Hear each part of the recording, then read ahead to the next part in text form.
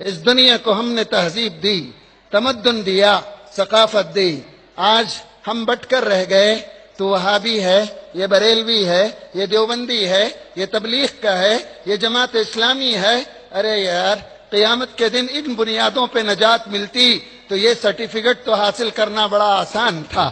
ان جماعتوں کی تاریخ کو اگر دیکھیں 60-70 سال سے زیادہ تو نہیں. کیا اس سے پہلے لوگ اسلام پر نہیں مرے؟ کیا زمینوں میں اسلام باقی نہیں تھا؟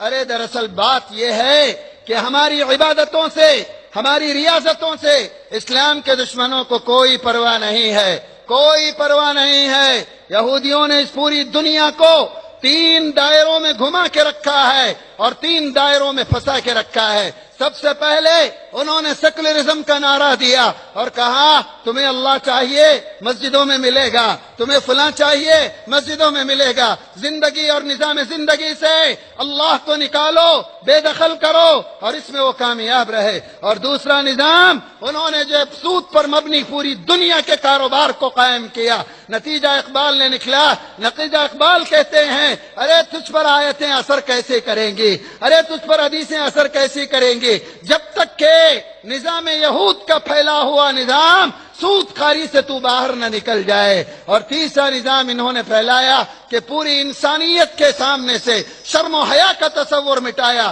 انجام کیا نکلا؟ یورپ میں فیملی سسٹم ختم ہوا، تباہ اور برباد ہوا. بل کلنٹن کے وہ الفاظ نہ بھولیے جس نے کہا تھا اور چند سالوں کے اندر پورے امریکہ کی زمین پر حرامی بچوں کی بھرمار ہوگی اس لیے کہ ہمارا فیملی سسٹم برباد ہو کر رہ گیا. اور یہ نظام دے کر دنیا کو کسی سے کوئی فکر نہیں تھی. آج بھی اسلام کے دشمنوں کو نماز پڑھنے والے، روزہ رکھنے والے، حج اور عمرہ کرنے والے اور جو ہے تسبیح ڈھکیلنے والے، نفلوں کا اہتمام کرنے والوں سے کوئی فکر نہیں ہے. انہیں ڈر ہے امت کے اس طبقے سے جو اسلام کو مذہب نہیں نظام زندگی سمجھتا ہے، جو آئیڈیالوجی کے طور پر جس نے اسلام کو قبول کیا ہے، جو تڑپتا ہے، مچلتا ہے اور اس دنیا سے کہتا ہے تیرا رومن لا چلا گیا، کمیونزم اپنی ہی زمین پر بے موت مر گیا، کیپٹلزم کی بربادیاں تو نے آنکھوں سے دیکھ لی. اس دنیا کو اگر راحت چاہیے ایک ہی راحت ہے اور وہ دین اسلام میں ہے، اور وہ دین اسلام میں ہے. اور یہ دین اسلام کی راحت کون پہنچائے؟ میں پہنچاؤں، آپ پہنچائیں اور آپ امت پہنچائے. لیکن یہ تو بٹ کر بیٹھ گئی ہے، تباہ ہو کر رہ گئی ہے.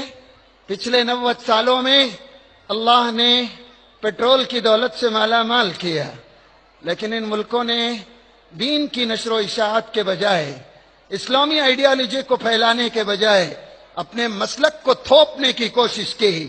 پوری امت کو اسلام کے عظیم الشان ماضی سے ہٹایا، امت کے نوجوانوں کو بغاوت پر آمادہ کیا. اور جس دو قوم اپنے ماضی کو بھول جاتی ہے وہ کبھی مستقبل کے منصوبے بنا ہی نہیں سکتی. لہذا آج ہمیں توڑ کر اور ہلا کر رکھ دیا گیا. ہماری پہچان کیا بن گئی؟ تم 8 رکعت والے ہو یا 20 رکعت والے ہو، تم 1 طلاق والے ہو یا 3 طلاق والے ہو، تم چلے والے ہو یا کانفرنس کرنے والے ہو، تم جو ہے فلاں کام کرتے ہو یا تم فلاں. ہاتھ کہاں باندھو گے؟ وہ کہاں باندھو گے؟ ارے میرے نبی نے تو کہا من صلی صلاتنا واستقبل قبلتنا واکل ذبیحتنا، جو ہماری طرح نماز پڑھے، جو ہمارے قبلے کو اپنا قبلہ بنائے، جو ہمارے ہاتھوں کا ذبیحہ کھائے، فرمایا وہ ہم میں سے ہے. ہماری پہچان مسلک نہیں ہے، ہماری پہچان تحریکیں اور تنظیمیں نہیں ہیں، یہ وقت کی ضرورت اور مصلیت کے تقاضے ہوا کرتے ہیں. ہماری پہچان عقیدہ توحید بھی ہے، حب نبوی بھی ہے، عظمت صحابہ بھی ہے، دین اسلام کے بھیجے ہوئے قوانین کا نفاذ بھی ہے. اگر ہم نے اتحاد اور اتفاق کی بات چھوڑ دی، ہماری صفوں میں دراڑ آ گئے، کیا ملا اس دنیا کو؟ آج اسلامی ممالک نے ہمارے محلوں میں ہر جگہ 2 گلی بعد ایک 4 اینٹ کی مسجد بنائی اور امت کو توڑ کر قیمہ ٹکڑے نہیں قیمہ بنا کے رکھ دیا. یہ تنظیم اور آپ دنیا کا کتنا عجیب تھا. 1917 کی تاریخ اگر آپ کو یاد ہو کہ جنگ عظیم کے بعد ان اسلامی ممالک سے خلافت ترک کو ختم کیا گیا. علامہ اقبال نے اسی وقت کہا تھا علامہ اقبال نے اسی وقت کہا تھا، ترک نادان خلافت کے قبا کی چاک، اس کی نادانی بھی دیکھ، اس کی عیاری بھی دیکھ، اس کی نادانی بھی دیکھ، اس کی عیاری بھی دیکھ۔ یہ امت جو پوری دنیا کے لیے رہبری کا درجہ رکھتی تھی، جزیات میں الجھ کر رکھ دی گئی۔ میں پوچھتا ہوں، اختلاف اگر یہی اختلاف ہے، عبداللہ ابن مسعود فقیہ امت ہیں، اللہ کے رسول کے پر ایمان لانے والے سابقین اولین میں ہیں، لیکن وہ کبھی رفع الیدین نہیں کیے، کیا دنیا کے سارے اہل حدیث مل کر عبداللہ ابن مسعود کو جہنم میں بھیج سکتے ہیں؟ عبداللہ سے کہا، یا رسول اللہ، میری گردن پر بہت سے خون ہیں، لیکن ایمان لانا چاہتا ہوں، کیا نبی کے دربار سے مجھے معافی ملے گی؟ اللہ کے رسول نے کہا، جا فرات، میں نے تجھے معاف کیا، جا فرات، میں نے تجھے معاف کیا۔ ایک عورت آئی، اس نے کہا، میں کلمہ پڑھنا چاہتی ہوں۔ اللہ کے رسول نے کہا، ہاں پڑھ لو۔ ایمان قبول کی، جب چلنے لگی، اللہ کے رسول نے بلا کر کہا، ایک بات کا احتیاط کرنا، اگلی بار جب آؤ چہرے پہ نقاب ڈال کے آؤ، اس لیے کہ جب میں تم کو دیکھتا ہوں میرے مرحوم چچا حمزہ بن عبد المطلب کی یاد آ جاتی ہے، یہ ہند بنت عتبہ تھی۔ اللہ کے رسول کی خدمت میں ایک اور عورت آئی، اس نے آ کر کہا، یا رسول اللہ، میرا شوہر مکہ چھوڑ کے چلا گیا ہے اور جان کا ڈر ہے، اگر آپ معاف کر دیں تو اس کو لے آؤں۔ اللہ کے رسول نے کہا، جاؤ لے آؤ۔ اس عورت نے کہا، یا رسول اللہ، وہ مانے گا نہیں، آپ کسی کو بھیجیں۔ اللہ کے رسول نے ایک صحابی کو بھیجا، اس عورت نے کہا، نہیں یا رسول اللہ، کوئی نشانی دے کر بھیجیں۔ اللہ کے رسول نے اپنی پگڑی اتاری اور اس کے حوالے کی، اور جا کر صحابی جب اس کو لے کر آئے، آگے کی داستان آنے والے کی زبان سے سنو۔ وہ کہتے ہیں، میں تو اللہ کے رسول کی تلاش میں گیا، لوگ ہٹتے گئے، بادل چھٹتا گیا، میں چلتا رہا، گردن کو بار بار چھو رہا تھا کہ میرے قتل کا کہیں حکم نہ ہو جائے۔ جب میری نظر اللہ کے رسول پر پڑی، اللہ کے رسول اپنی جگہ سے اٹھ کر کھڑے ہوئے، اپنے دونوں ہاتھوں کو پھیلا دیا، فرمایا، یا خیر الراکب، اے سوار، تیرا آنا مبارک ہو، تیرا آنا مبارک ہو۔ اپنے سینے سے لگا لیا، کون ہے یہ ابو جہل کا بیٹا اکرمہ ہے، اکرمہ ہے۔ یہ سبق سکھایا ہمارے نبی نے ہم کو، اور ہم بٹ جائیں، ٹوٹ جائیں، بکھر جائیں، افراتفری کا شکار ہو کر رہ جائیں، ہماری پہچان کوئی اور بنا لے، اور جب یہ پہچان بن جاتی ہے تو آسانی سے ہم اچک لیے جاتے ہیں، اچک لیے جاتے ہیں۔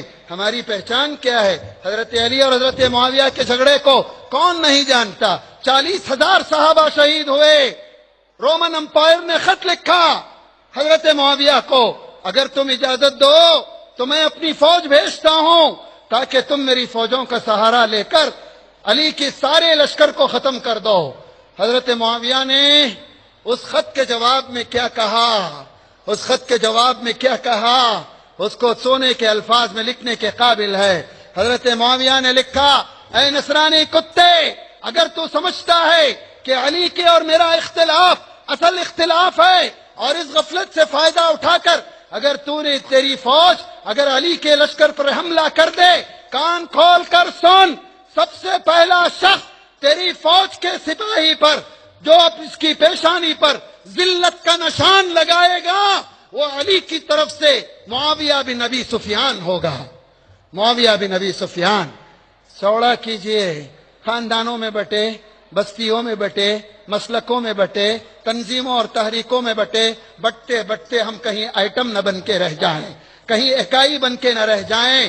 ایک واقعہ بتا کر میں اپنی بات کو ختم کروں۔ اس امت کو اللہ نے بڑا سینہ دیا ہے، بڑا سینہ دیا ہے۔ اللہ کہتے عمر کے زمانے میں ایک نوجوان باہر سے آیا، بوڑھے سے جھگڑا ہوا، تھپڑ ماری، وہ مر گیا، عدالت میں قصاص کا واقع ہوا۔ اس نوجوان کو مدینے میں کوئی جانتا نہیں تھا، کوئی پہچانتا نہیں تھا۔ اس نوجوان نے کہا، اے امیر المومنین، ایک دن کی مہلت دیجئے تاکہ میں اپنا کام نمٹا کر آؤں۔ کوئی ضمانت لینے کو تیار نہیں۔ حضرت ابو ذر غفاری کھڑے ہوئے، انہوں نے ضمانت لی، یہ شخص گیا، اور جو ہے دوسرے دن آنے کے وقت میں تاخیر ہوئی۔ ساجے مقتول کے نوجوان بچے حضرت ابو ذر غفاری کو اس کے بدلے قتل کرنے کا مطالبہ کرنے لگے۔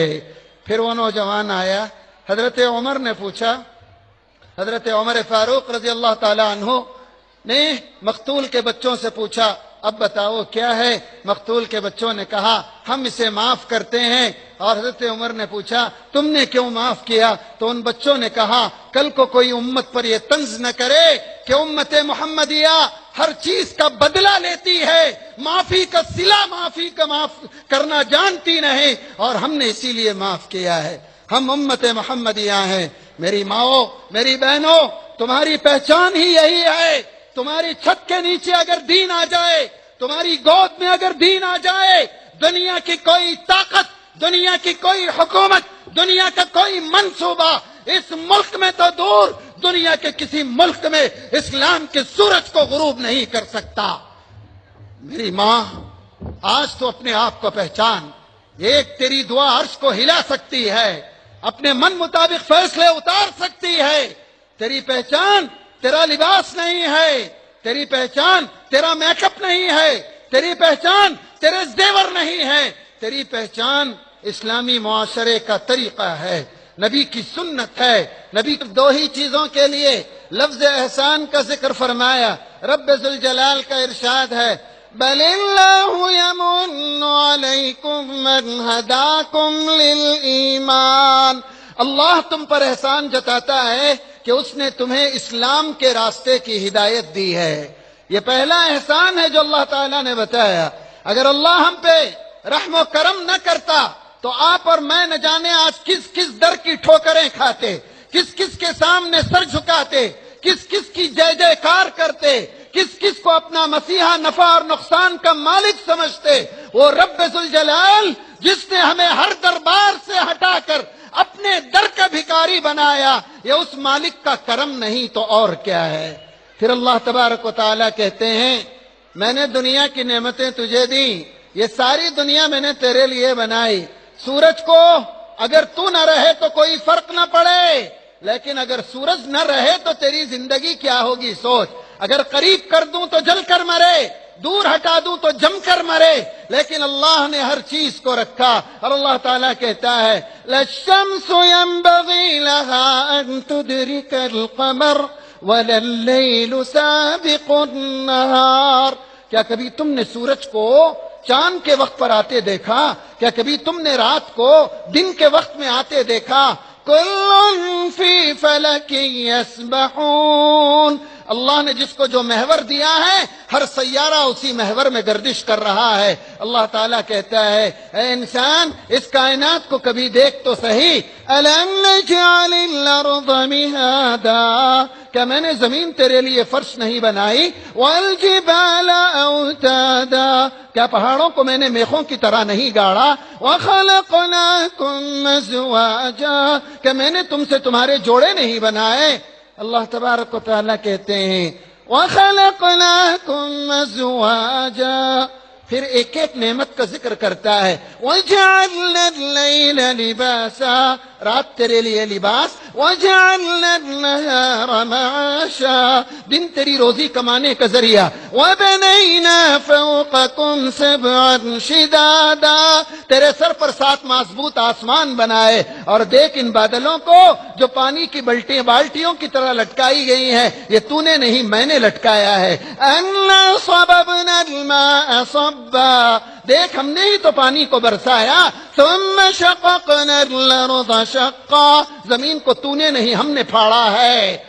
اللہ تبارک و تعالیٰ کہتے ہیں فَأَنبَتْنَا فِيهَا حَبًّا، اسی سے ہم نے اناج اگایا، وَعِنَبًا وَقَضْبًا، انگوروں کے بیل اور سبزیاں اور ترکاریاں، وَزَيْتُونًا وَنَخْلًا، زیتون اور کھجور کے باغات، وَفَاكِهَةً وَأَبًّا، پھر اللہ کہتا ہے وَحَدَائِقَ غُلْبًا، گھنے باغات یہ میں نے بنائے، اور دیکھ ان میووں کو، میوے تیرے لیے اور ان میووں کے چھلکے تیرے جانوروں کے لیے بنائے۔ اللہ کہتا ہے یہ سب کچھ میں نے تیرے لیے بنایا، اور اے انسان میں نے تجھے میرے لیے بنایا۔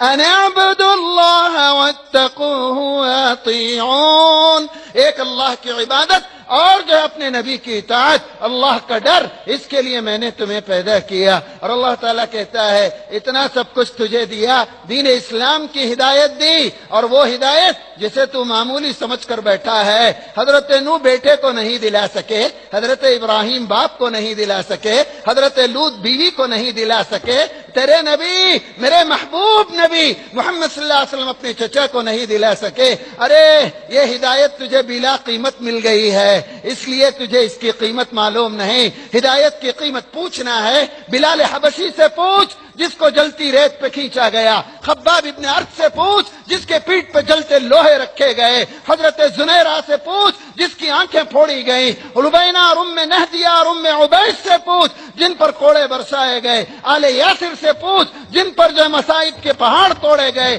ارے انہوں نے تو ہدایت کے لیے قیمتیں چکائی۔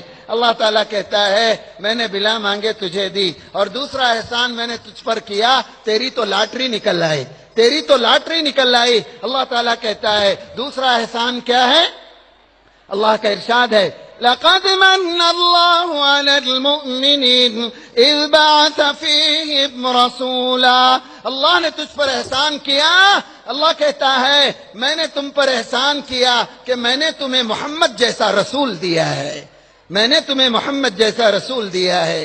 یہ دین اسلام کی عظمت، سرور کائنات صلی اللہ علیہ وسلم کی بعثت کا مقصد ان دو آیتوں کے اندر بیان کر کے رکھ دیا گیا۔ اللہ تبارک و تعالی نے اس نبی کے ذریعے پوری دنیا کو انسان اور انسانیت کا سبق سکھایا، ظلم مٹایا گیا، انصاف قائم کیا گیا، ہدایت کی روشنی لائی گئی، ضلالت اور گمراہی کے بے محیب آسیبوں کو اور اس کے جو اندھیروں کو ہٹا کر رکھ دیا گیا۔ اللہ تبارک و تعالیٰ نے اس نبی کے ذریعے اس دنیا کو نہ جانے کیا کیا دیا۔ اللہ تبارک و تعالیٰ کا یہ کرم اور اس کا یہ احسان کہ اللہ تعالیٰ نے اس نبی کو سید الاول سید المرسلین بنایا اور اس کی امت کو سید الامہ بنایا۔ تمام امتوں میں سب سے زیادہ جس کو اللہ نے فوقیت دی وہ امت محمدیہ ہے، وہ امت محمدیہ ہے۔